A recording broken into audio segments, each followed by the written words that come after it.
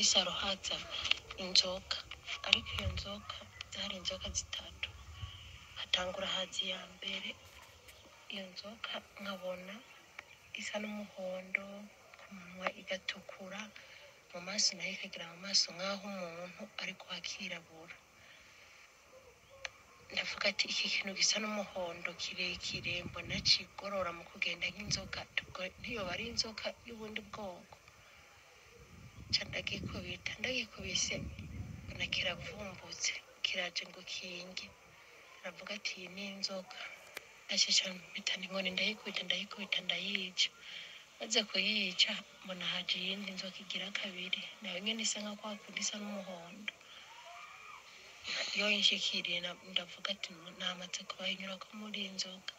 Mpita n'agafuni ndayimena umutwe, nkikimena umutwe mbona ubwonko burasanzaye. Bumaze gusanzara, imaze gucikana, numva biranutse nk'ibintu bimaze nk'imisi nk'itatu byaraboze. Cyabwira umukozi ati ibintu iyi nzoka yisohora mu rugo, turumva yuko ikiranuka. Aca hazi iyindi nzoka igira gatatu, nayije iyo yari ifise uburakari kugira ngo ngiye kwihanganisha izo zindi zibiri. Camitana ubuhire ngo ndayihondagure, basha ikica mu mwobo iserukiye mu rugo. Ndayikurikira, abantu baraza bavuga ati ico kintu kimeze nk'uko ni giki. Ndavuga ko ari inzoka. Ikiratwinyegeza yisha mu vyatsi, turayirondera turayibura, sinzi ukuntu bavyoye ivyatsi baca barayibona. Imwe baca barayifasha turayikubita turayica. Tumaze kuyicacaza umupolisi aca avuga ico kintu mwishe mwe murazi icarico.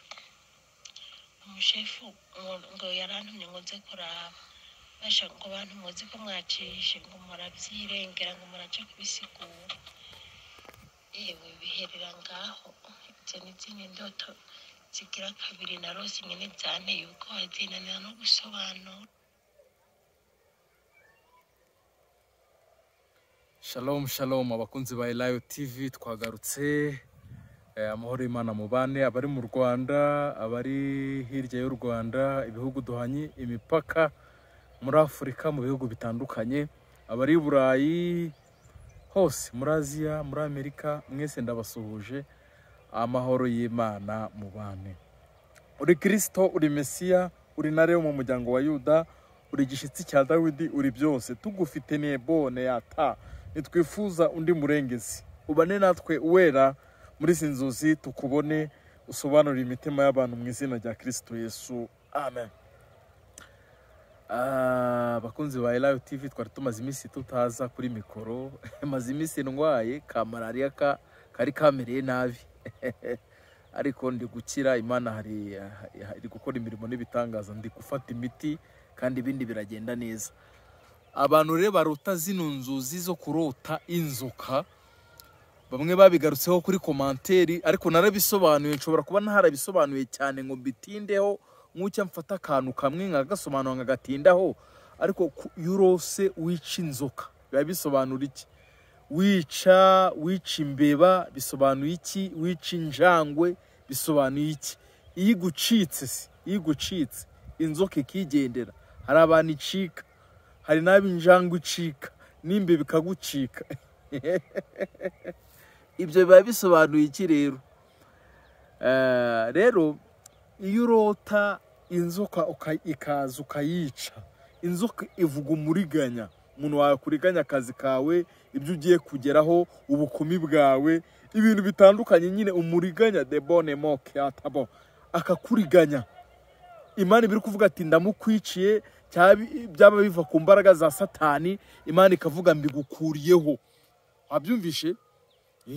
Ubwo ushobora kuba ugeze mu gihe cyo gukora ubukwe, noneho ukariganywa na Satani, bwa bukwe bukavaho.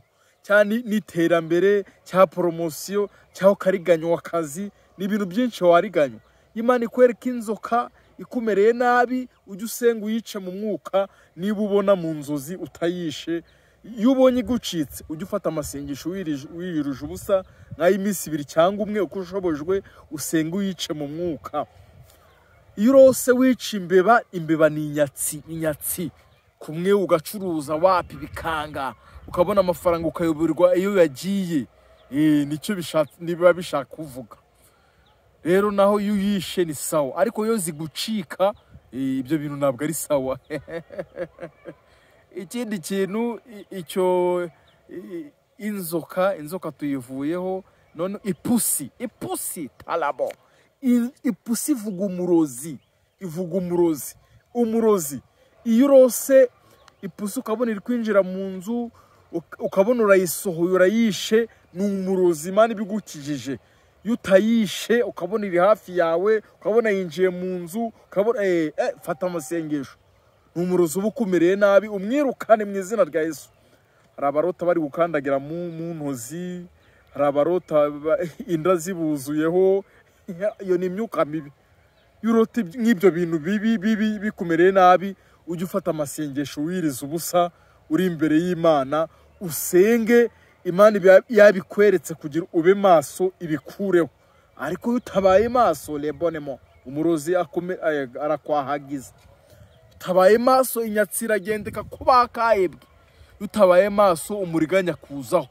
Uri kumva biba bisaba ube maso. Niba Imana yakweretse ikintu runaka kitapfuye, nk'iyo nzoka yitapfuye ikagucika, fata amasengesho wirize. Uwo murozi, iyo pusi yitapfuye, fata amasengesho wirize. N'ibyo byose nagiye mvuga, iyo ubonye kitapfuye mu nzozi ngo ukice, hari ubona kishe ukabona urakishe, ikiyoko urakishe, pusi urayishe. Umvishe? Iyo ukishe mu lebone moni ya keta, iyo ukishe mu nzozi, niho Imana ibivuze ndabikwiciye rwose. Kandi iyo ibikwiciye, Imana ikintu yishe, ni Imana ibigukoreye. Arega wowe uzi ngo wabishobora, ni Imana ibigukoreye. Ariko iyo ubonye bigucitse, ujye ube maso, ufata amasengesho. Inzoka igucitse, umuriganya yakugeraho. Nababwiye umuriganya, niyo pusi ubonye utayishe, ujye umenya ko ewana n'ugusenga. N'ibyo byose nababwiye. Imana ibahe umugisha. Shalom, shalom, shalom. Amen.